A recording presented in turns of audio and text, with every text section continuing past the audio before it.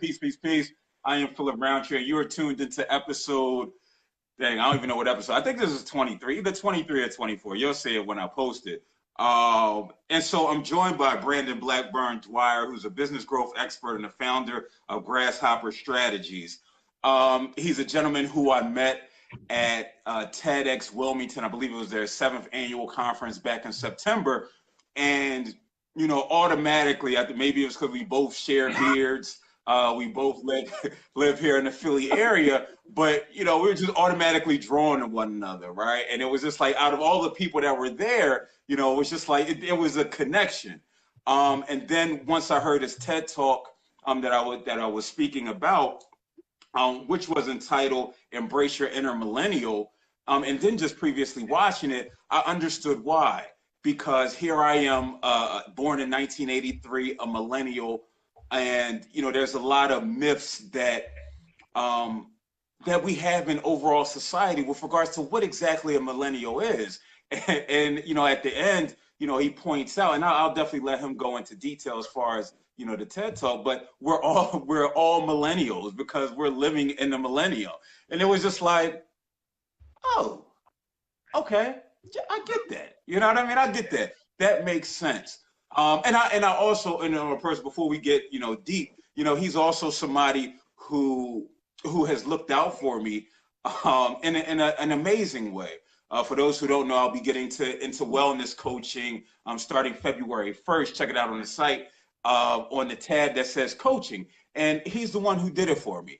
And, you know, I put out an APB on Facebook probably about a week ago because I'm always late at doing stuff. I'm a procrastinator by nature.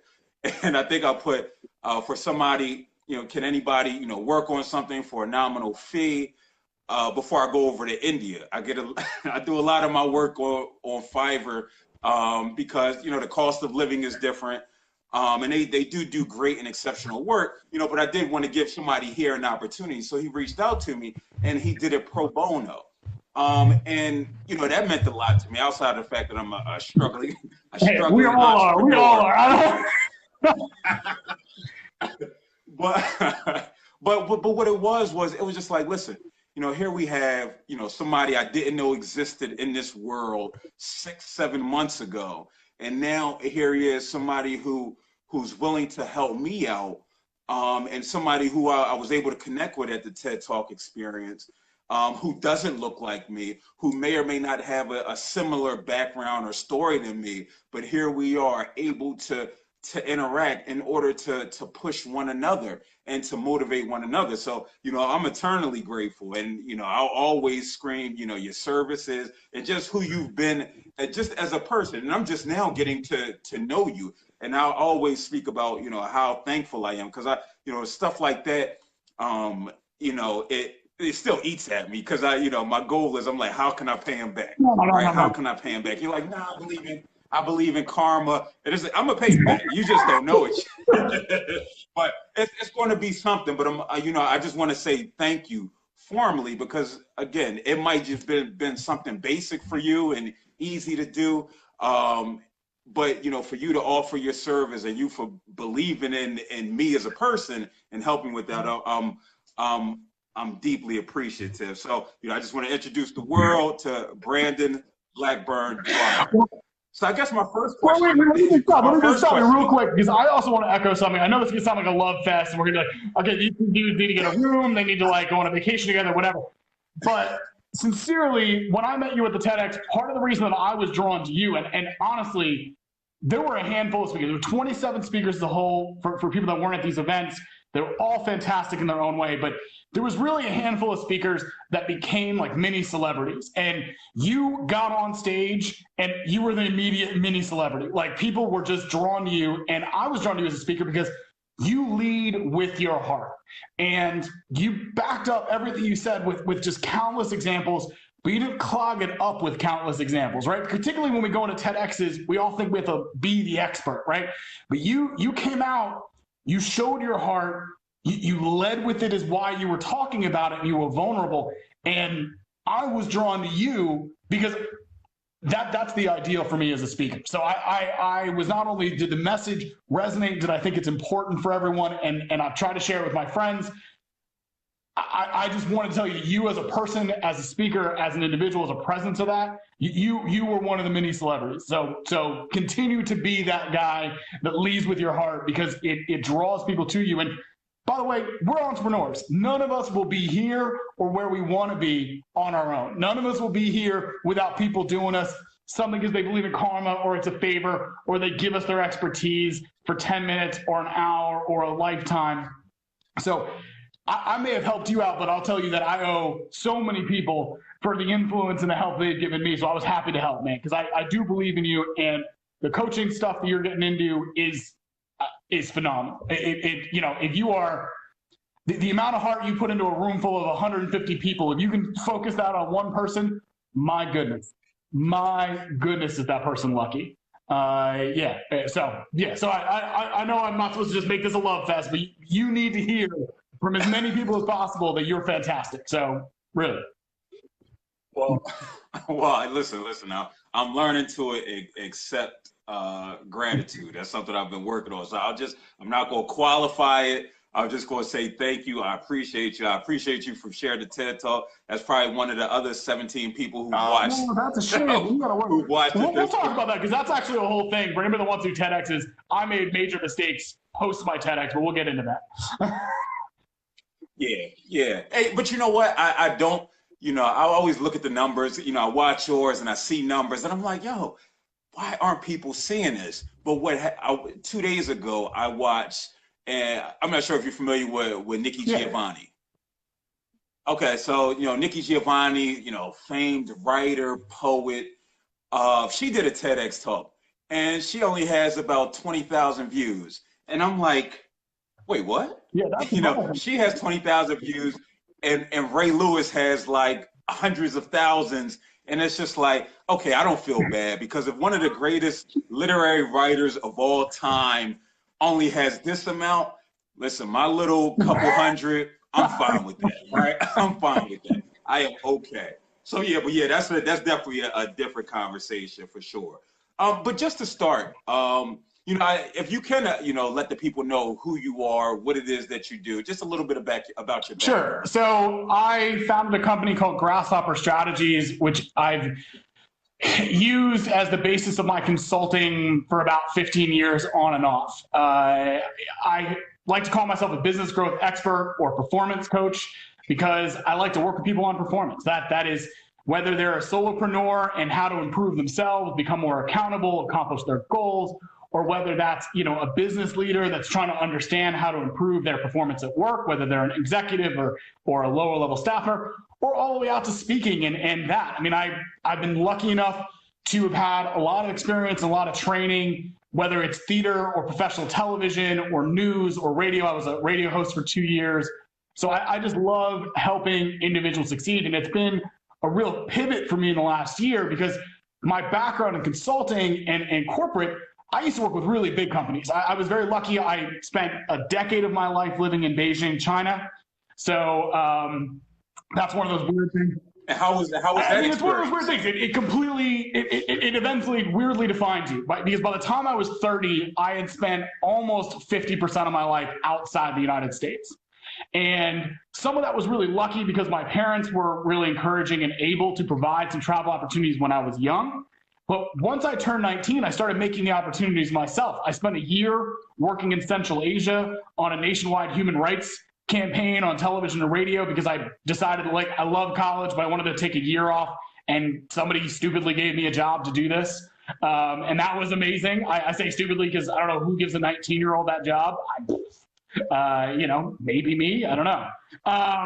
And I graduated college and I was working in politics and some other stuff. And I decided I wanted to go back to China. I'd been lucky enough to live there as a kid and I loved it. 10 years is a long time to spend anywhere. And I will say this, by the end of the 10 years, I was no longer there because it was China. I was there because the opportunities were there that happened to be in China. But it was powerful. It also meant we were at a TEDx. There was a guy that talked about find your China. That's a great TEDx. Somebody should Google that. Mark, it was a fantastic talk.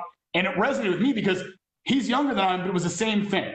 China had weird opportunities. At 23 years old, I was teaching at a university, teaching American government foreign policy. And I got invited to be on television to comment on what were then the new six-party talk from North Korea. What 23-year-old belongs on TV? And so I went into that experience going, well, okay. I mean, I showed up like I was like wearing my dad's suit, I had like my tie. I was like, yeah, I'm here. I can do this. And I just sort of knuckled down and did the best I could. And the host at the end of it went from super skeptical, who is this kid, to, hey, do you think you can come back? And I just kept grinding at it and kept working at it and doing the best I could with these weird, wonderful opportunities that I was so lucky to have. But I just kept trying to do my best with them. And I ended up being on TV once or twice a week on average. I did over 200 episodes of live commentary. I got a job full-time on the radio doing news, talk radio for 3 hours a day, 5 days a week, which was wonderful and one of the most fun jobs I've ever had. I did miss working to develop individuals, but from an intellectual perspective, it was awesome. So that gave me a lot of opportunity. And then I had to come home to the US, which I love. I fell in love, I got married, and I had to find ways to duplicate not only those opportunities, but those skills here. And that was a lot harder, I got to tell you. So that was a long way of saying I've done some crazy stuff. I've been very lucky. I will try to do this at the beginning and early, so somebody says, yes, I'm a white cisgendered male. Yes, I have privilege. Yes, my parents took me to travel. Yes, I had the resources to move to China. Yes, I had the connections to get a job when I was there. And when you're a white guy in China or a foreigner in China, you get opportunities that not everyone gets. I do not take any of that privilege, any of those opportunities for granted. I like to believe I worked hard to capitalize on them, but I understand that I was put into positions because of some of my background that empowered me to be able to succeed, that not 99.9% of people do not get. And I count myself incredibly lucky on that. I just want to make sure I say that because I don't want to have to say it every single time I talk about getting lucky. Yeah. No, you know what it is? I call that the B Rabbit, the Eminem Effect on 8 Mile. When he got on stage, he was freestyle. He said, listen, I'm going to tell you everything about me. So then, now you can't say anything because I've already said it. So let's get that out the way. No, I appreciate that. But it's great that you're aware.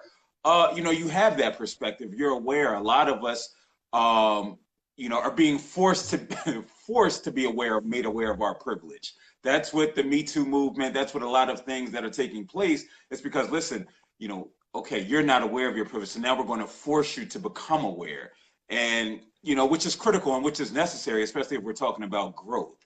One aspect, I know you mentioned it, just about this transition from China back to the States, because, we're talking about a culture shock. We're not just talking about technology, we're talking about getting assimilated back into this way of life. So how was that for you, and how did you cope with that, and how are you coping? It still happens. It's still ongoing.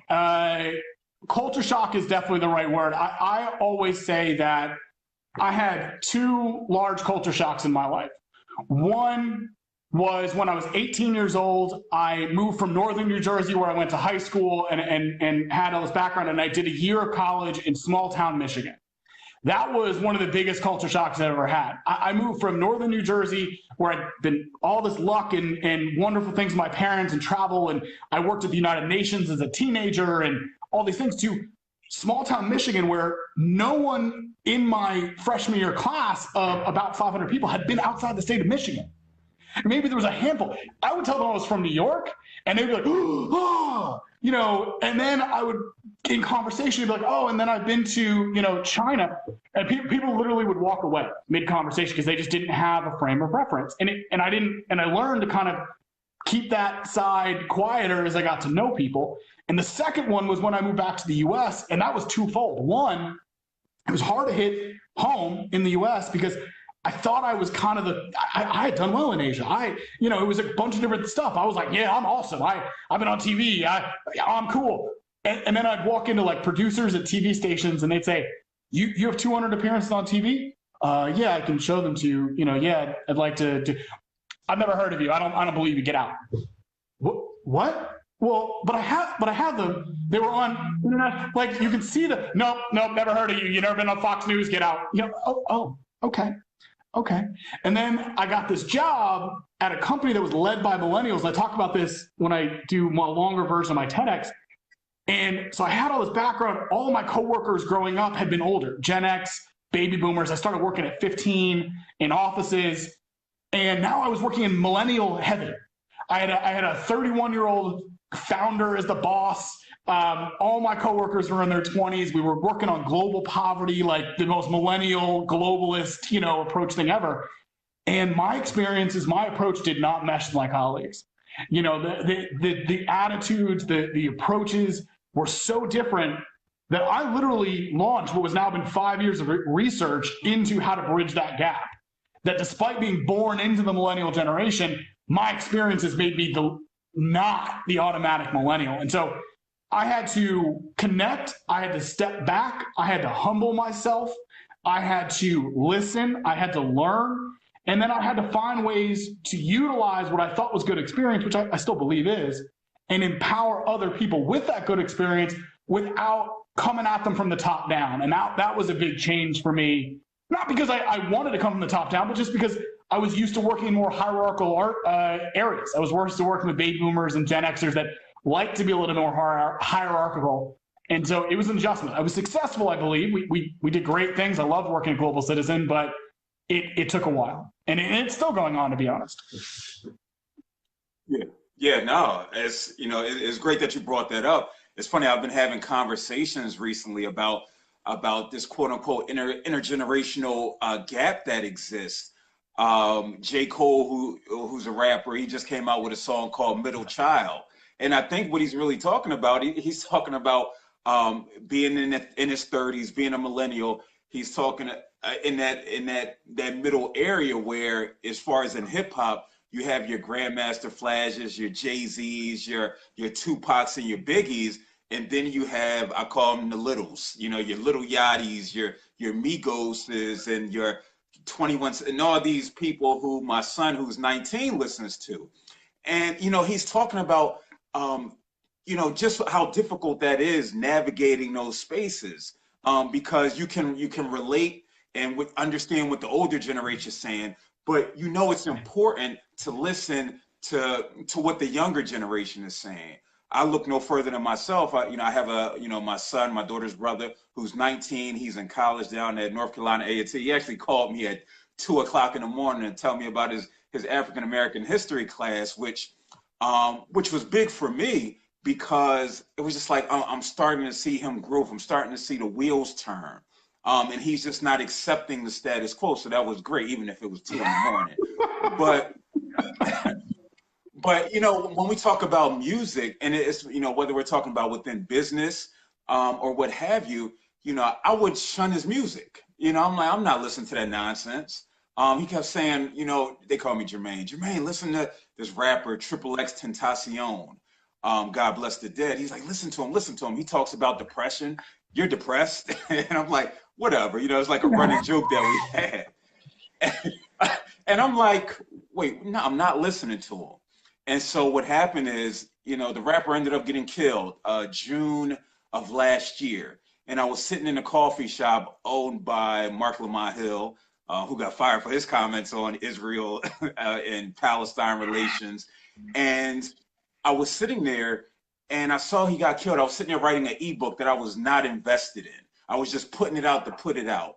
And I saw his death. And so I was like, let me write an article about him. I felt compelled. And so I'm listening to his music and I'm like, yo, he's able to say the words depression, anxiety. He's able to, he was an empath. He understood, even if he made mistakes and he had domestic violence charges against him and what have you, he had so much awareness about his own mental health at the age of 20 that I just got at the age of 33, 32. And I'm just like, unfortunately, if it was because of his death that I found out. I wasn't listening to my son. I wasn't trying to understand. I'm like, nah, they're trash. You need to listen to rappers from my generation. And it was just like, you know what? If the goal is to connect, it first starts with listening, right? It first starts with listening and having that desire to connect. And so in one of the groups that I run, I held the intergenerational conversation on hip hop from Grandmaster Flash The Message to a Meek Mill song from 2 months ago. And it's just like 35 years apart. They're talking about the exact same things. But just because the package is a little different, right? And it looks a little different, you know, how it's being communicated is a little bit different. That we, you know, we older generations older than mine, we tend to shun it, right? And we say, nah, that's not right. And again, it takes a lot of, you have to humble yourself, you have to put your ego to the side, and especially if you're trying to grow, no matter, you know, whether we're talking about in the business setting or what have you, because otherwise you're doing yourself a disservice, because they're going to keep moving with or without you, right? And so you don't want to get lost in the shuffle. So yeah, no, I completely you know, understand it and agree with that transition and how difficult that transition can be. You know, and what you need to do to reinvent yourself. We always need to reinvent ourselves. We do, and I really think, you know, it's, you know, I'm going to tell you that I am not as good as music just across the board. My wife, it doesn't even matter the genre, but you know, all of us have different things, right? Like I can see a movie and I can see it 5 years later and I can repeat the scene and what's happening in the plot. My wife I can hear the same song 100 times and my wife is like, you still don't know the words? What's wrong with you? You know, she loves listening to me sing along with the radio because she's like, you know, that's none of the, like, that's not even one of the words. Like you didn't get any of them. But music is such an interesting perspective because there's a neurological aspect to when we absorb music, that when we are teenagers in the development of our brains, music plays a larger part in almost every culture. This goes back hundreds and hundreds and hundreds of years, and your brain gets wired with certain rhythms and certain forms and certain jingles and certain structures to bridges and things like that in your music, that when you hear it and you're not exposed to it on a regular basis, that becomes comforting to you. And so when you grow up with that and all of a sudden you're in your late 20s and your brain is wired differently, and you hear something that doesn't use the same core patterns, the same core structures of the bridge, of the refrain, of that, it can sound chaotic to you. And it's not about taste, but it can be. So you do have to kind of absorb yourself a little bit more. You got to pull yourself out of that comfort zone. And it's the same thing with all of life. If your brain and your life is one experience, and now all of a sudden you're in a different one, it feels chaotic. It feels like white noise. It feels like social distortion going on in front of you. And I think you've interestingly hit on what I try to talk about and Embrace Your Inner Millennial, which is that while there is distortion and there is separation and there are changes that lead to us being different, doing things at different times in our lives, the same core aspects, the same struggles, the same dreams, most of those go across age, demographics, race, gender, identity, culture, history, everything. What does everybody want? Comfort. What does everybody want? The ideal life. Now, that ideal life may look different. That ideal life may include a different type of partner, a different looking partner, a different background partner, whatever that is, but it's still a partner. Now, that's not for everybody as well. Maybe it's independence. Maybe it's, I want 1,700 partners. Maybe it's that.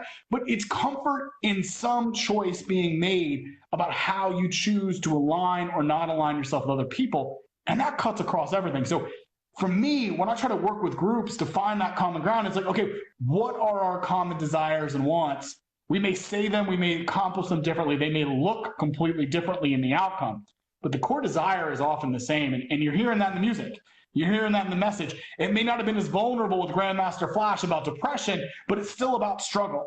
And we may have told it in stories that are about violence in the streets and Tupac and Snoop coming up through, you know, the West Coast violence and all that kind of stuff. And maybe modern rappers don't use that type of narrative structure to talk about the struggle, but it's still the same struggle. It's still the desire to rise above whatever is holding you back. At least that's my perspective. I mean, I understand it changes, but I don't know, would you agree with that? I mean, like, to some extent, the same concept, the same desire to rise above, to take control, to have the security, to have the safety is always sort of a driver of all of our things, whether it's love songs or ego-driven songs or struggle-related songs. No, I completely agree. Again, it just sounds different, right? We all have the, you know, common goals. You know, we were talking about Trump earlier. You know, we talk about his core base. His core base has the same wants, needs, desires as I do. I mean, you know, all things considered. You know, in certain areas, in some areas, we're a little bit different, right? But we're talking about more aligned with what you want than they realize they are. they should be less aligned with often than what he's talking about. But that's for a different conversation. Facts. You know, we talk about things about, we want acceptance, we want belonging. This is something just unique to the endemic to the human experience, and that's what we all desire. Now, we all have different paths in getting there, right? And we tend to judge others people's paths to get to the same goal because we feel our path is is the right path or what have you. But yeah, no, I completely agree, and we want to do it with as much comfort as possible, because being uncomfortable it's become cliche, where the true growth happens. We want to be as comfortable as possible as we're trying to accomplish whatever our goals are. But you hit on some of the myths that exist with regards to millennials. So can you just touch on just a few? Sure. So one of the more fundamental ones, and I talk about a lot in my TEDx, but I also talk a lot about it, is misconceptions around family life and home life. That millennials get blasted for being irresponsible because they don't want, and I'm using air quotes for anybody listening online, want a house, or they don't want to have children, or they don't want to have a traditional family life. For me, not only is this something that isn't true, it is actually, the myth is the harmful part. So millennials, when they are polled, when they were done by a lot of different surveys, when they graduate college and high school, they actually say that they want a family and a home at higher rates than their previous Gen X cohorts when they were graduating high school and college. So the desire is there. Why the myth exists is because Gen Xers and baby boomers were able to do that in their 20s. Millennials are not able to do that in their 20s. And there's a number of different reasons. It's not just woe is me finance, it's education. And this is where I talk a lot about the changing expectations. Millennials will be, and already are, the most formally educated generation. Across every demographic, they are more formally educated than any generational peer. And that's a great thing. That's an accomplishment we should all be excited. But just math then tells you family, house, stability comes later. Because to be formally educated, you graduate college at 22 or 23. Get a master's degree, now it's 25 or 26. You took a couple years off in the middle, it's 27, 28. Good Lord, you want to do 2 masters? You want to do something else? You want to do something else? You want to do an internship? Because now to get a master's, you got to interns, because that's another way to get us all to work for free or work for nothing. I mean, you want to do all that. Now you're 28, 29, 30, and that's when you're finally finishing your formal education, which is 5 or 6 years later than your Gen X peers at the same stage in life. So then you're trying to save money for a house. Now it still takes 4 or 5 years at least to save money. Now you're not buying a house till you're 30, 31, 32, 33, 34. A lot of people, maybe they have kids earlier, maybe they don't. A lot of people still want to do the traditional, get married, buy a house, have a kid. Now that's not for everybody, and I'm not prescribing it to anybody by any means. But if you do that progression, you're literally in your mid-30s before you're anywhere near that traditional picket white fence with a family, a wife, and a house. So that changes the demographics. And millennials are now finally reaching mid-30s. And if you look at millennials in their mid-30s, the percentage that have accomplished those kind of life milestones is exactly the same as the percentage that accomplished it for baby boomers. Exactly the same as the percentage that accomplished it for Gen Xers. They're just doing it 5, 6, 7, and 8 years later because of aspects that are well out of their control. So that's one of the major myths and one of the major causes I think we need to recognize. It's also, when you talk about companies, they have to not only recognize that millennials are often more formally educated. That doesn't mean smarter, doesn't mean more capable, that doesn't mean anything else. But they do have financial burdens with student loans that are unlike anything human history has seen anywhere in the world. And that changes their stress when they try to get a job. That changes their desire to have a higher salary. That changes their need to have flexibility to have a side hustle or not be able to afford childcare for their kids. All of those things absolutely change how they approach and what stress they are facing that is just completely new. No, listen, I completely agree. You know, according to my student loans, I should be a neurosurgeon, right? I tell people, listen, you know, I have a bachelor's, I have two master's degrees.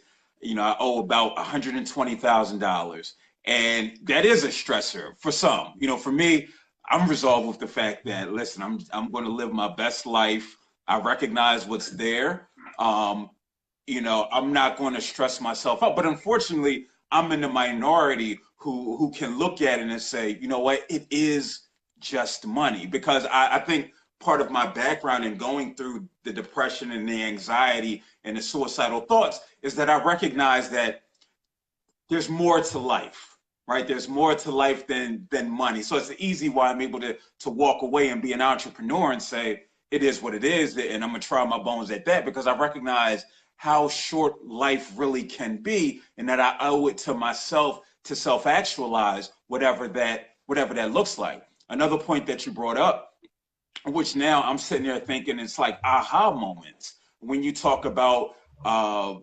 millennials are doing things later in life, and how uh, you know, they shouldn't be looked down upon. And so it had me thinking that a lot of my friends that are women in particular, right? They were very hard on themselves at 28, 30, early 30s, because they're like, I should have X, Y, and Z. And so now when I'm thinking about it, I'm like, well, yeah, you know, your parents' generation, they weren't striving to attain the master's degrees, to gain the career experience. And so that's going to push everything back, right? And so now when I do have these conversations with them, or when I'm out having these discussions, and not just women, but men as well, who desire to have families, who feel like they should be further along in the personal aspects of their life. It's like, listen, look at the difference, right? Look at what you desire to attain. And as you said, it's a consequence of it, right? You probably could have been married if you didn't desire, I don't want to say couldn't, you might have been married, but you know, you might have been more open to the possibilities because you would have had more time. Your focus would have been elsewhere. So yeah, so And no, high definitely. performers generally judge themselves by checklists. Rightly or wrongly, it can be corrosive or it can be empowering. It often depends on your mindset, how you go at it, right? If you see a to-do list as something that drags you down, then that's a problem. If you see a to-do list as awesome, now I know what I'm focusing on, I know what my goals are, then awesome. But high performers judge themselves by that.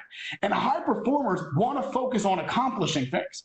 You know, multitasking is a myth. I mean, that's a whole different thing. So, but if you're going to be in school and working while getting your master's, you're already multitasking every single second of your day. Now you want to add in the complexities of a relationship. Now you want to add in the complexities of a relationship potentially with a dependent, like a child or an older family member. All of a sudden your brain went from one to maybe two major goals and all the complexities that are in them, accomplishing school and being paid enough to, you know, eat ramen on a Friday, to now all of a sudden I got all these other issues. And you're not going to necessarily have the emotional bandwidth to truly engage with another person. You're not going to have the emotional bandwidth to recover when stressors in a relationship, which always happen, come up. I know I'm married and I'm very lucky and I love my wife, but she is a passionate, opinionated woman who has taught me to argue in emotional settings. She has taught me how to do that. And I love that. But I know if I'd been getting my master's degree, or if I had been, you know, traveling the way I was when I was in China, and I needed the emotional bandwidth that it takes me now to have made those steps and those strides in my relationship, I wouldn't have overcome them. I could not have handled this relationship when I was 25. I could not have understood the steps and the value of it when I was 28. I met my wife at the incredible lucky moment when I was 31, 32 years old, and I sort of was able to do it, and we've grown together. That's not everybody's story. And when you look back and you put it on yourself and you're like, well, why didn't I have the emotional ability or the timing or the space or the scheme or the approach that got me this at 25? My mother was married, or my father was married, or my uncle was married, or my friend in Delaware or my friend in Ohio was married. Don't do that. Your emotional bandwidth is going to come when you have the ability to focus on it. If you want to be a high performer and you need to focus on something before you have that, focus on it. Do it the best you can. Become comfortable with that. Adjust to it emotionally, and then take on other stressors. there's no right way or wrong way, but at least give yourself the time to say, maybe this isn't the right time right now. Yeah, no, listen, I completely agree. And what I keep hearing is, again, we're talking about expectations that we have of self. And, you know, that makes me think about just the entrepreneur in general, right? And we see the rates of depression and anxiety. They're pretty much consistent with the general population. When we're talking about 1 in 3, 1 in 4 will experience depression and anxiety. But whether we're talking about the millennial, the person who has the expectations of family or what have you, or the entrepreneur who's putting themselves out there to try and start a business, or because they believe in something, it's still that expectation. And when the idea in your head never matches up to what's truly happening, right? And so we see that, again, whether it just happens that the millennial and the entrepreneur, especially now, they're hand in hand. They're the same individual. And so they're adding more stress onto themselves, which makes for, you know, I don't want to say a deadly combination, but definitely something detrimental to your wellness. I know for me personally as an entrepreneur, and I'll definitely let you, talk about your experience. I know No, I was just saying, go ahead. I want to hear it.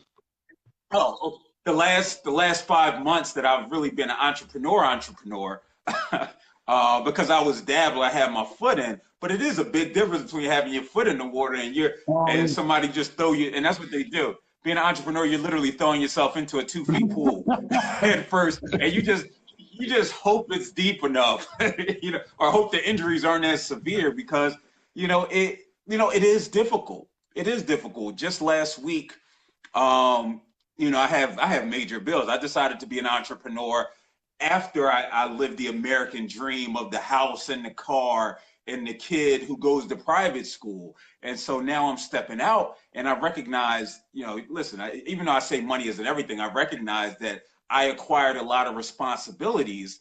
Again, it's a consequence of my decisions, and that people should be mindful of, especially going forward. You can want a child, you can want a family, but that doesn't necessarily mean that you're ready for it. You're never ready for it, but you want to put yourself in a position to where you're in the best state possible.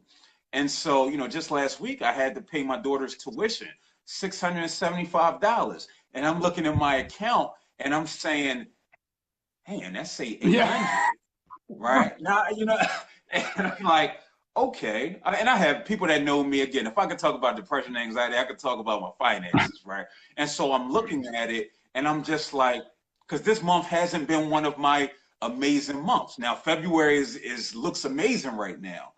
And it's just like, soon as it came out, my mood changed, right? I started questioning, is this the right decision? Am I doing this right? Should I just go back and just use one of these degrees and get a job, an office job? But I believe in my abilities, right? And so, me recognizing that, I compare and contrast myself to millennials who aren't as secure in what the outcome can be. Because I recognize, listen, I get, if they take my house, they take my house, right? If they take X, Y, and Z, because again, I don't put the value on these things that society might have, but I just think about those who don't have a family that they desire, and they don't have the child, and now here they are out as an entrepreneur trying to do things, and the results aren't immediate, right? What those stressors look like and the toll that it can take on you. We see entrepreneurs who are, taking their own lives. I know so many entrepreneurs who are now coming out and saying, listen, I haven't been a speaker in the last 3-5 years because I've been depressed about the way my life has been going, right? And so if you can just speak on, entrepreneurial wellness, your experience with it, and how you've been able to maintain. Well, one, again, I'm going to preface this, no one size fits all. You know this, what works for you doesn't work for somebody else, but I do think that there are, for me, going into being an entrepreneur, there's two things that I think are important that everyone needs to get a better sense of. And one is, I think that we are misserved by the world we are in right now if we want to be an entrepreneur, because the boom of the 90s and the early 2000s with entrepreneurs when you think of entrepreneurs, in the broadest sense of the word, who do we think about? We think about the Mark Zuckerbergs. We think about, Dr. Dre, who had so much talent, so much drive, so much incredible ability that the man built 3 different empires that he lost to unscrupulous other people and kept building them. So we're not all going to be that good. I wish I could say I could lose three empires and build a 4th. I don't know if I'm that guy. But those people blew up either because they are so unique individuals or because the tech world meant that there is a very, very, very tiny group of entrepreneurs that started and 2 months later, they're making $1 million. Or they have a product that immediately scales. So even if it took them 3 or 4 or 5 years to get there, it scales to the size where it's not, a $10,000 every quarter, it's $10 million every quarter.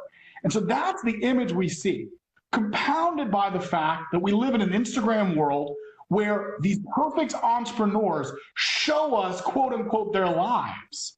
And it looks perfect. And they get on stages and the Gary V's, he talks about, how hard it's been. And I do appreciate that, but he still, at the end of the day, paints this world that if you just keep grinding, you'll be super successful. That's not always true. And you'll be successful at a scale. You look at Russell Brunson and what he's done with ClickFunnels, the scale that he's able to achieve, 99.99999% of entrepreneurs aren't going to come up with a product that could scale ever to that level. That's just not a reality. We can't have literally industry shifting products come out every other day. It'd be nice. So entrepreneurs are more about, how do I create a business that gets me a couple $1,000s a month, that gets me a consistent client, that gets me the next 6 months of predictable revenue. And that's not the models we see. That's not the role models we often think of. Unless we have a coach or a mentor who's alongside us, if we're looking online or on TV or these people that are promising guru type results, that's not what we see. Now, the other part that I think deserves us is that we live in a world where people are not taught. And I don't know, I don't really like the generational, Gen X was better at this or baby boomers were better at this. I will just say that we're not taught now how to do personal finance, how to approach personal finance. And when I say that, I don't mean invest in the stock market or become a bond trader. I'm talking about you looking at your account. I have a $675 bill that leaves me with $125 on my balance. Can I survive for the next week on that $125? What do I need to do? Because that creates so much stress for the entrepreneur, for that person. I have literally lost days of productivity where I have spent the first half of the day balancing our checkbook, balancing my wife's expenses, balancing my expenses, looking out, saying, yeah, we can make it for another 2 months without it being a crisis. But man, now I'm all jammed up. I can't be creative. I can't be confident. I can't go out and call somebody and tell them I'm going to make them rich if I can't make myself rich. That jams us up. And those two opposite ends of the spectrum problems leave us, I think, very uncared for in the middle, which is where the large majority of successful entrepreneurs are in that middle. Most small business owners don't gross $1 million ever over the course of the entirety of their business. It's like 98% of them never make that threshold. And yet when we get to be an entrepreneur, that's what we think is going to happen in a year. And that's what other people think. Oh, you own your own business? Oh, you must have a Ferrari. No, I don't have a Ferrari. I have a 15-year-old car that needs an oil change, and I don't have a $400 that the car place wants to do a full overhaul. Because I'm an entrepreneur, and that $400 is going to my Facebook ads next month to make me money for 2 months from now. And that... Hopefully. Right. I might as well be flowing to the gambling machine. Vegas and Facebook ads about the same. But that's not the reality we think about when we get into this. We think, oh, I know another entrepreneur. He talks about coaching C-suite executives. I've coached C-suite executives, and I still don't have $1 million in my bank account. Those people became C-suite executives because they don't want to pay you more than the market rate. They want to pay you $12 to do what you should be paid $200 to do. Listen, I've had that experience just this morning, and again, I'm an open book, and I don't care. It could be bad business. I so I sent out a lot of things, people take for granted as far as being an entrepreneur is, a lot of the legwork, the individual legwork that needs to take place. And so I'm sending out emails, 50 emails, to the same schools for 4 consecutive weeks. Because my thing is, just don't disrespect me and ignore me. Just tell me no, right? That's all. Open it and say no. Exactly. So, I'm just going to assume that you didn't get it. And so I'm going to continue to send it. But, my alma mater, Bloomsburg University in Bloomsburg, Pennsylvania, they want me to come out next month. And, they gave me she hit me up this morning and said, listen, give you an honorarium of $500. And I looked at him like, 500. And I'm like, okay, yeah, I need $500 right now, right? But I had to recognize that, this is going against what I've gotten. The average of my last 5 has been between 2,500 and 5,000. And I'm like, as hard as it is to say no to this 500 that I need, I have to pay bills. I have to do all of these things, but I had to say no. I had to say no. And I don't know what that's going to be and what that's going to look like. But, we have to be mindful that, and again, I have to be okay with that no, that I get, because I have to stand firm in where I am. And what I see a lot of, some entrepreneurs go wrong is, again, you have these $1 million goals, and I have these $1 million goals, but I also know, what I feel my value is. Right. And that I can't run to every opportunity because I can't chase the dollar. Right. Because that's another way that you'll be emotionally burned out. Right. You're going to ultimately devalue yourself because you're running after, every opportunity. So when you said, like, listen, they're saying the market is saying, or we just feel that you're worth $12. Yeah. And just what the toll that takes, your product might not be worth $500, you know what I mean? But listen, you might have to sell it, for $500 and be okay with the lack of response and just believe in yourself. A lot of times that, if we don't get it within the first month, within the first 6 months, because like you said, we're seeing the Gary V's, despite him being one of the more as transparent as he can be. He really does. And I applaud that. So, I'm not trying to knock on the guy. Before anybody goes, oh, you hate on Gary. Yeah. No, I think he's actually more honest about the struggle than almost anybody else. Yeah, but I don't think it do it. And then, listen, I went and saw, E.T. the Hip Hop Preacher. I think he's dope for what he does. But what I think is no different than a pastor at church. It doesn't, the words that come out doesn't do the process justice. And that's where I am now and being mindful of the things. Even, I talk a lot about therapy, go to therapy. Listen, by me saying go to therapy, I'm still not doing how hard that process is any justice. And I think with entrepreneurs and entrepreneurial wellness, we're really not even doing it justice when we're having these conversations. We're even just giving a glimpse of, because we're not talking about the emotions. When I sat there in that moment and what it felt like to sit, I couldn't even press send. Right? I had to get, my girlfriend to press send button for me because it was just that hard emotionally for me to know that I'm sitting here turning down something that I really need, right? Going forward. So no, I definitely understand, what you're saying. I mean, look, I think it is the life of an entrepreneur that, I've done a mini talk where I talk about the power of yes and the importance of no. That you want to say yes, you want to get your name out there, you want to help other entrepreneurs that you believe in. We talked about that early on. I think that's an important part, but you also need to remember it's important to say no. $500, that's 25% at least, if not less, of your normal fee. I had a client literally say yes in email, say yes in person, say yes on the phone. I was already planning my travel. They're up in New York. I was planning my travel. I was already getting into their project. And they literally went to sign the dotted line and send me the check. And they come back to me and they go, we want to give you 60% of what we agreed on. And I came back to them and I said, look, we've already talked about this. I already gave you a package deal. You know, I'm already, you know, we're almost half of what, if I actually broke all the things I'm doing out for you, if I was charging those individually, what I would do for you. You want to give me 60% of that? Oh yeah, we just think, you know, no. If my job is to teach you to be better at business, why would I take that?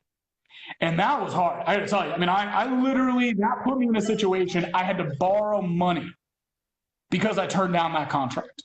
I had to borrow money, which I hate doing. I've had to do it. I'm going to admit that somebody comes to my family, and I'm super lucky. We talk about privilege, super lucky, but I had to borrow money to close out the Christmas spending of the year. And I'm not talking I was buying people diamonds and jewelry. I'm talking, you know, homemade, you know, the stick on little things on a plate with the macaroni. I'm talking about that level of Christmas gift.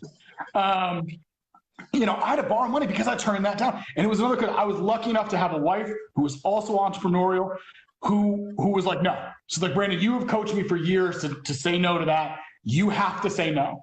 And that's mental fortitude. That's emotional fortitude. And it's you know, it's a risk, right? You need that money. So you don't know where the next $10 is coming from, but you're going to turn down 500 or 60% of a fee. Or this is where I would say, I mean, you talk about coping mechanisms. I know that was where you wanted to talk about, like, what do we do to cope, right? This is where you need a couple of different things. Any successful entrepreneur has a support network. And I think we need to be more intentional about who that support network is and how we utilize them. If we're lucky enough to have a partner, girlfriend, boyfriend, non-gendered, non-binary partner, whatever the heck you want to call it, or it's more formalized with marriage, or it's just a best friend, that person can be an outlet. But you also need to talk to them, and you need to clarify what you're talking about. My wife and I have this, it makes it sound very nerdy, but we literally have conversations where we're venting about work, because she runs a small business as well. And I'll ask her, I said, well, babe, Anita, do you want me to talk to you as your husband right now or as your consultant?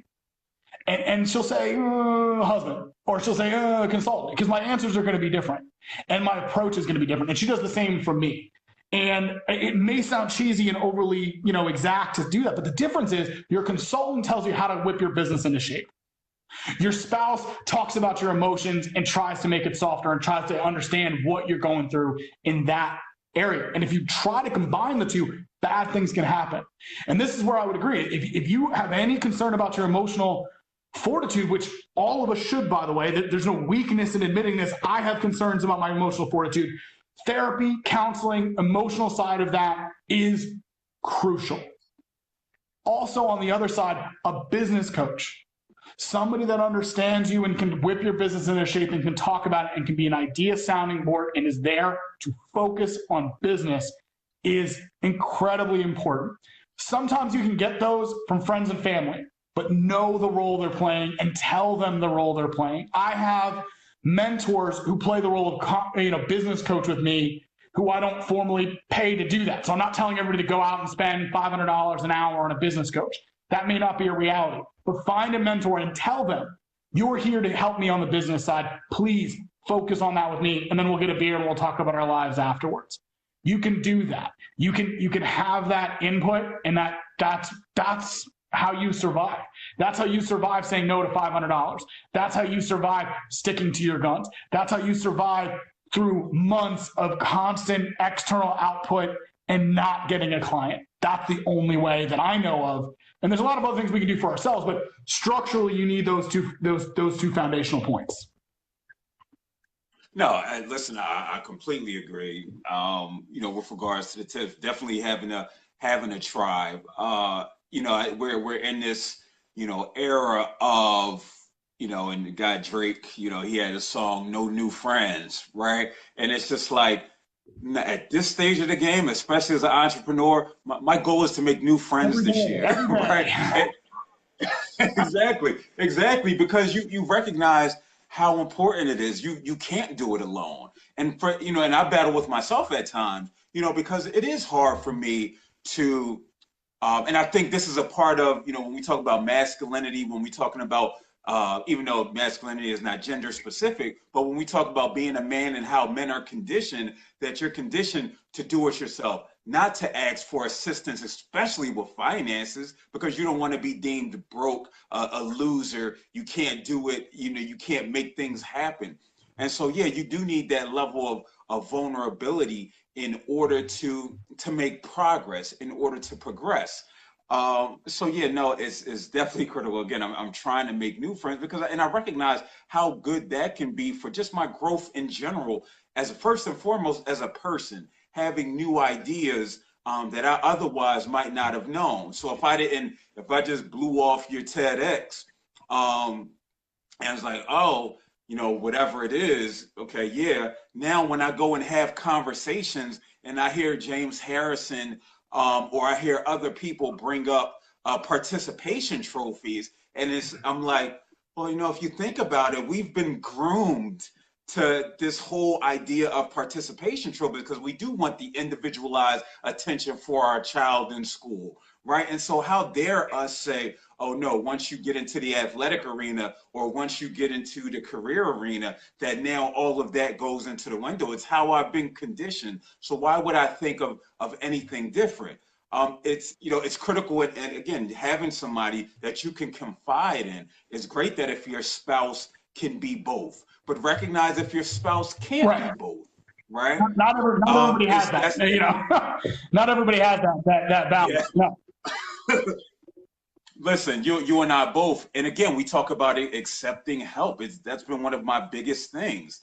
The person that I'm dating now, she's been an entrepreneur for some years, but she's also, she has her MBA, and so she, it's funny, she just got laid off from a position because the business is floundering, not due to her, but just because that's just what's happening.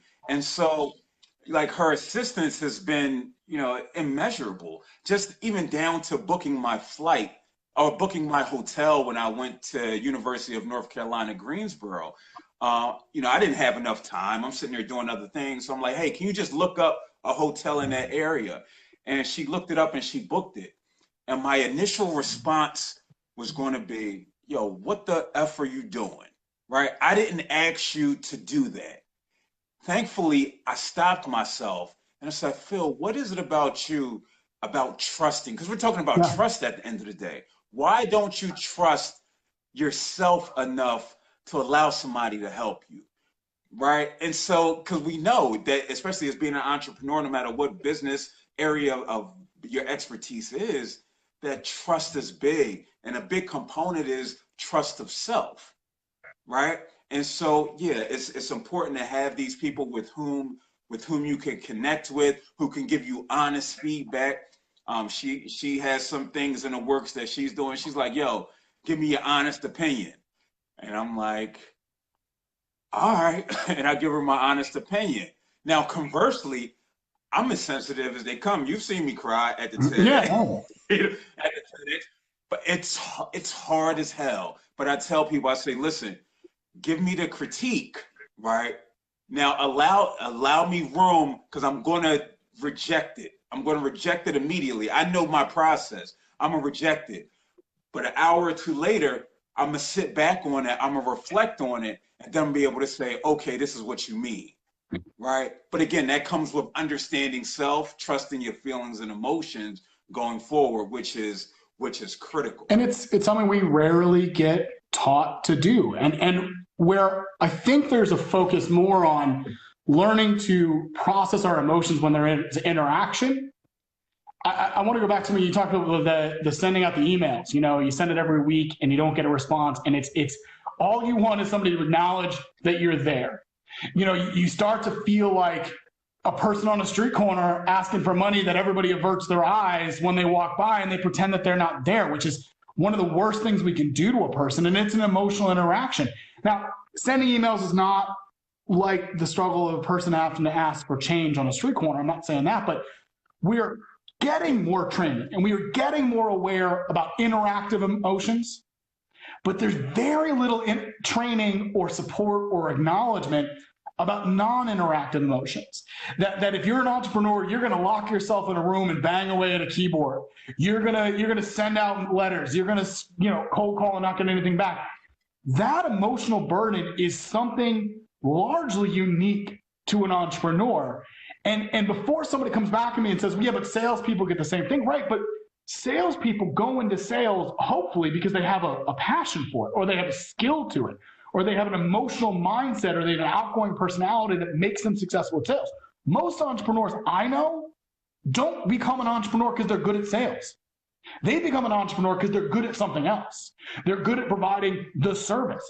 And yet they have to teach themselves to become salespeople. They have to take on the emotional baggage and burden of being a salesperson while still focusing on what they're actually passionate about.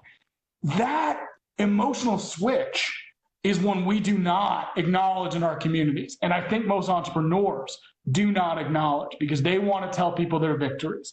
And if they tell people their defeats, they want to tell it in that way that we do the classic, well, I had this really problematic day and here's how it went all along. And then here's how I built up from that and became a phoenix that rose from the ashes. Instead of, a friend of mine just listened to me today, instead of just telling the story about how it all went to ash and then saying, I'm literally on fire and in ashes right now. There's no phoenix to be found. Please help me understand how to process this. And we don't do that enough. We don't talk about it enough. We don't acknowledge it enough. And we don't build any mechanisms to deal with it. No, listen, I completely agree. And with that, you know, as I spoke about masculinity and just the effects that it's having, again, it affects both men and women. It's not gender specific, but it predominantly, we see it a lot within men, right? And so with this new idea of what masculinity looks like, it appears that, again, you're talking about having, you know, this emotional intelligence, which goes against the idea of masculinity. Again, I hate these terms, just because at the end of the day, I break it down. We're talking about a healthy person versus an unhealthy person. That's the framework I like to use. What's healthy? Healthy is being, mentally strong, physically fit, having emotional awareness and what have you. And the converse is the opposite of those things. But just where we are now in this conversation on masculinity, where we're asked to be introspective, how has that impacted you in any way? I know for me personally, it has, just in how I'm more just aware, right? I feel like there's a heightened sense of awareness in how I'm going about my day, how I'm going out about my interactions, even though I was aware, as far as being vulnerable, as far as not being as, rushed to judgment. Again, these aren't gender specific ideas. And just how they've, the idea of strength, how the idea of being persistent, not showing any weakness, how they played a part in just your entrepreneurial journey and just your journey in life. Whew, I mean, this is always a big question. I knew we were going to talk about this. I want to hit on a couple of different areas. I know I'm very long-winded. I want to talk about a little bit, before I get into my own, some of the community aspects that we have with masculinity and all. And you're saying like all these terms and these labels and this. What does it do, and how does masculinity interact with the Me Too movement? One aspect that I think is important, and I know, again, I'm saying this as a white, cisgendered, male, bearded, heterosexual guy, right? I understand. Okay, so everybody, if you want to stop listening because I acknowledge that, then stop listening. Sorry, not to your podcast, just to what I'm saying. Phil's awesome. Don't stop listening to Phil. Just, you don't have to listen to Brandon. But if you're listening, and I'll tell you my view on this. One, I think we all can be more accepting. We should all be more accepting. That dual standards are the most corrosive through line in all of our communities. There are dual standards that affect and everyone, right? So there's a dual standard of, let me be bold and say something on race relations. I'm a white guy. Please, somebody don't try to crucify me afterwards for this. But, you have a white guy that looks at an African-American man and says, well, I have this history of entrepreneurism. Why can't they pull themselves out of poverty? Well, that's stupid, sir. That's dumb.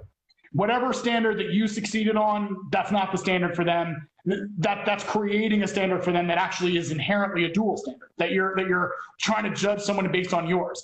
Every person is different, every experience is different, every set of challenges is different. Now, on the other side, a person asking another person to understand their struggle is very difficult, because for many people, they've spent their entire lives trying to understand their own struggle. And then we turn around and we ask another person in 30 seconds to understand their struggle. Now, acknowledging struggle is not what I'm talking about. We can all acknowledge struggle. Exactly. That doesn't mean we understand it. I have a friend of mine who I'm not as in good contact with, but I'm a Facebook acquaintance, and I've watched this person go through self-identifying from a woman to a man. And I'm so happy for this person. I'm so happy for him. I'm so happy that he's living his best life. Absolutely. But this person's in their late 30s. I know from when I was close to them in their 20s, we happened to work together in Beijing. I know it was a struggle for them then.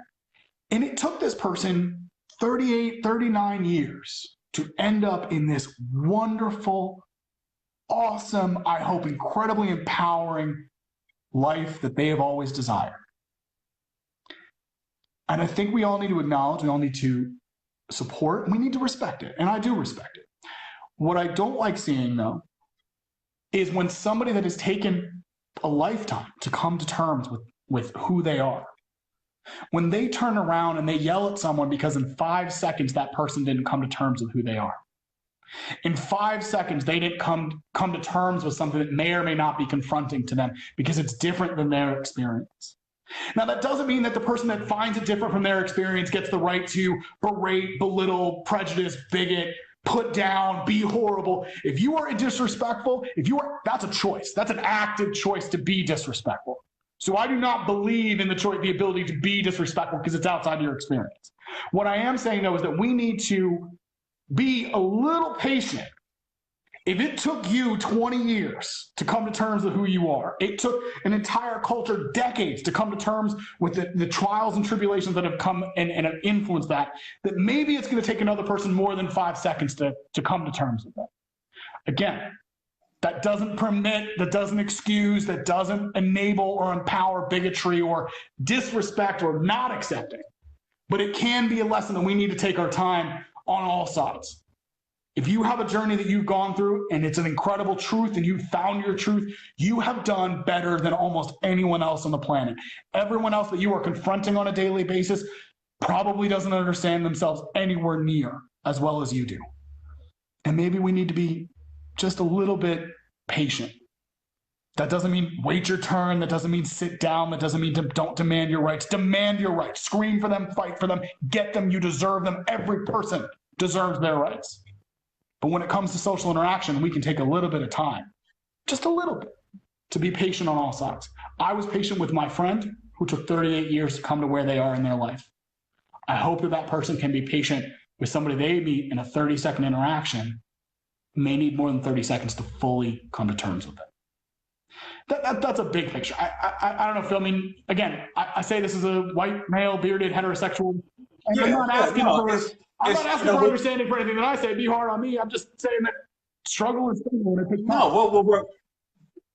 what we're talking about is we're talking about extending grace, right? We're talking about extending grace to people on both ends, which is difficult for people to do for whatever reason. Again, when we talk about mental health, when we're talking about any type of change is difficult. It's a process. I always talk when I speak about my professor in college who said, Phil, in life you change to get something or to keep something.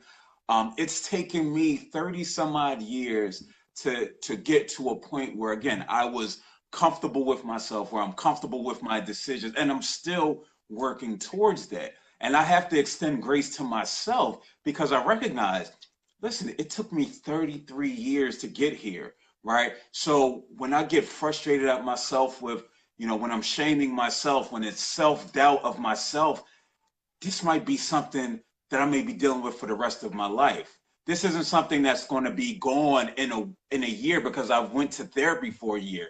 I got 33 years prior to this that says, this is how you've behaved, this is how you've thought, right? And so it's not until I get more information and I offer myself grace. Well, Phil, listen, you know what? Take a step back. Be gentle with yourself.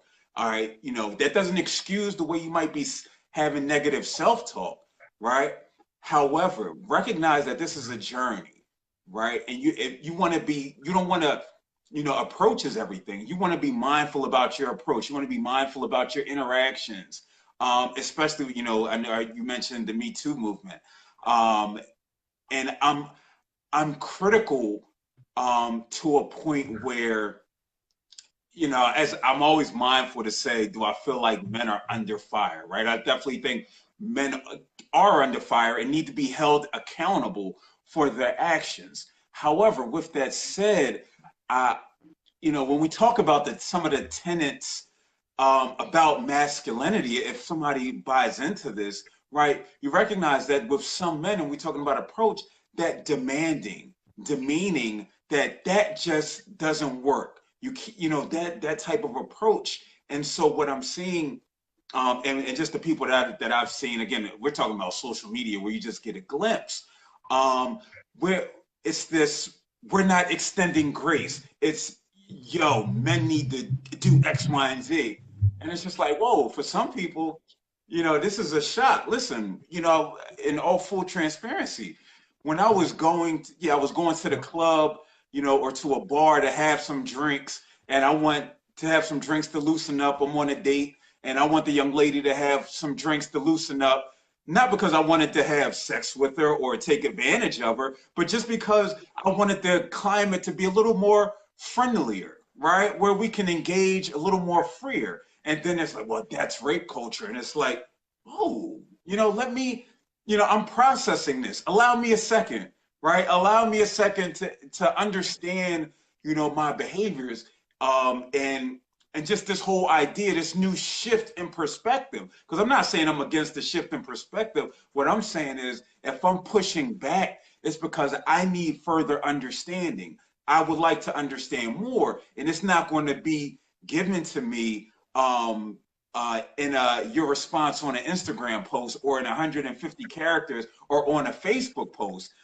We've lost the art. The art of critical thinking has been lost. As you said, we want so much. We want immediate responses. That's something that somebody took 30 some odd years, or in this case, you know, hundreds of years. When whether we're talking about you know, feminism, or we're talking about Black feminism, whether we're talking about race relations for some, you know, it's, you know, somebody who's, you know, from Alabama, who's been growing up in this type of environment, and they come up and they may say something. Prime example, forget that example. On a post of mine, this woman said, she said, "You speak very well." Oh, I saw this conversation, actually. I saw this conversation. Yeah, she said, "You speak very well." And I was like, yeah. You know what? I don't know if you know, right? So I want to let you know, even though I don't take it as that, how it can be taken by somebody else, right? So I'm gonna use this as a teachable moment. I could have cursed you out. I could have berated you and said, "You're stupid for not knowing." But I'm like, listen, and I say this with love, just be mindful about, you know, using that specific phrase, because that's usually has been used for people of color, because by people who have this general idea, this stereotype of how people of color may speak, and then they hear somebody who speaks quote unquote better, and so it's like a backhanded compliment. And so, you know, I responded to her, and we had conversation in direct messenger after that, because she wanted to learn. Now, again, my approach, if I would have approached her in a different way, that opportunity might have been lost, right? And so again, so we're talking about extending grace, because if we're not extending grace, then we can't expect people really to learn. And it's hard. I mean, and look, I mean, this is a, you know, the stuff of like semester long research projects and books that are way smarter than I am and way more balanced than I am. But I agree with you. The extending grace, I know how hard it is. I know how hard it is to be patient, right? If you fought tooth and nail for the gains, for the equality that we are hoping that everyone can actually have, you've had to fight for that. and you turn around and somebody comes at you in a way that undercuts that in any way, shape, or form, you're gonna fight back. You know, your elbows are gonna be out. You rebound at the ball, and you're gonna shake everybody off, right? You know, so I understand that. So I'm not saying that just because because then we get into another dual standard, like, oh, because you're the one that has actually created or grabbed or improved equality, now you have to be nicer than all the people that were intolerant to you for centuries. No, I'm not asking that. You can't be that, right? We can't. Point taken. I'm asking for sometimes 30 seconds. I'm not asking for us to take a breath. I mean, I think we lose subtlety, we lose pausing with Facebook and with trolls and all that kind of stuff. I just think it's an important balance. The Me Too movement, I think it's incredibly important. I hope that it has actual change. We can compare it to a movement in the 90s that we thought was going to really create change, and arguably it didn't. So I'm hoping it has more value than that. And I don't mean value in terms of the point of view behind the movement. I'm talking about value to our community. And by that, I mean creating a better sense of equality. We all make fun of Thomas Jefferson and his, more equal, statement, but I actually think that was pressing. I think that for a guy that owned slaves to write the phrase more equal, we can talk about that there are equalities in certain areas of our society, but we want it to be more equal, weirdly. But where I can be critical on it is where it's intolerant, where it undercuts the agency of the woman itself. And you talk about going to a bar on a date, you took her to a bar. Well, I took her to a bar because she asked me to take her to a bar because she likes going to, her agency was, I said, well, where do you want to go? And she goes, oh, I want to go to Ashton because they have cigars there.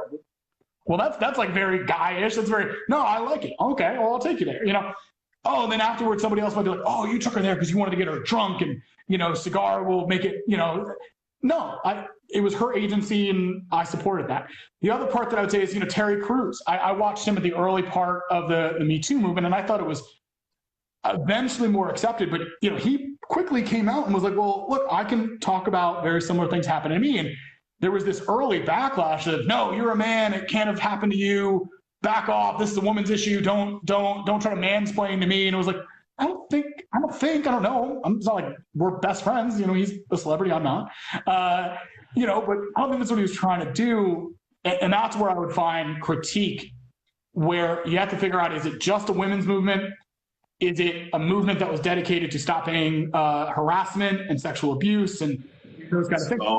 Those are two possibly different things. But if it's the second one, then Terry Crews had just as much ability to talk about it. The male accusers of Kevin Spacey had just as much ability and agency and right to talk about it and to be part of that fight back against what are truly harmful approaches and mindsets.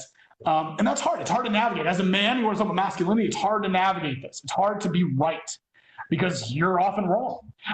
It's hard to have an opinion on some of these issues because you feel like you're going to get shouted down. It is experiencing, for some of us, some of the intolerance that has been aimed at our peers that we didn't understand for decades and centuries and lifetimes and millennia.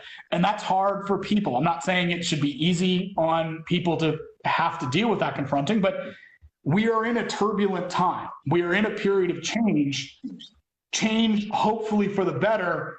And hopefully we can find ways to breathe through some of it and make sure that everyone comes along with the change and learns and develops from it rather than being pushed into the shadows in a different way that will be harmful later. Because what we've learned is when you push hate into the shadows, it doesn't go away. It just comes back in a different way. It comes back potentially stronger. I think that's one of the messages of watching the election of President Obama versus the election of President Trump, that I felt like there was hate that we as a community decided, we're post-racial. No, we're not. No, we're not. We're not. Stop saying that. Stop believing that. Just because we elected President Obama, president doesn't mean that everyone sings Kumbaya and doesn't see divides.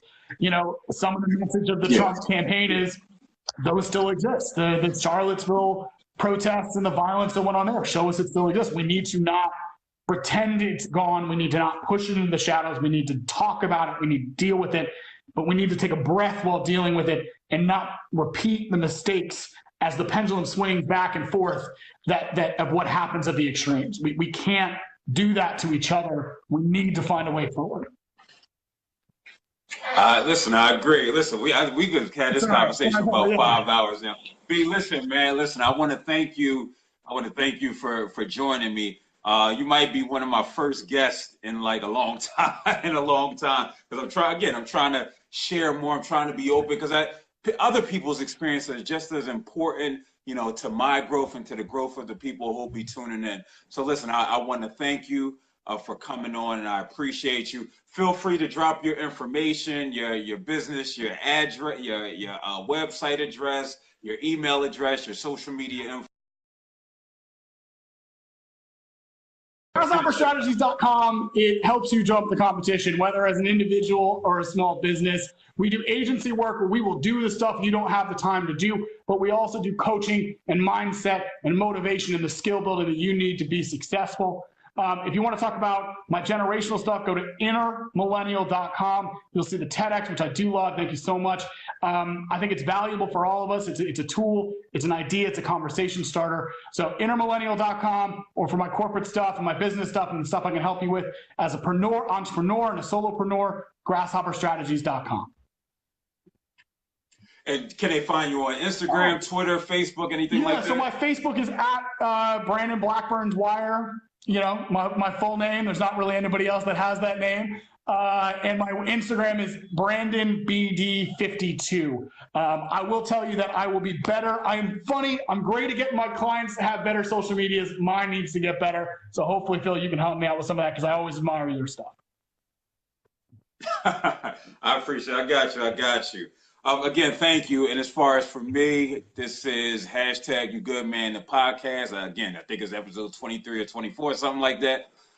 You could catch me at Phil_Quadify. That's QUADEFY. You could catch the YouTube channel. Please subscribe. That's Quadify LLC. And check out the website, www.quadifyllc.net. You get some merch. Like, I don't know how this looks. It might be backwards, but still, this is what anxiety looks like. Feel free to support me. The money goes to my daughter's tuition, so I appreciate you guys. All right, Brandon, thanks, man.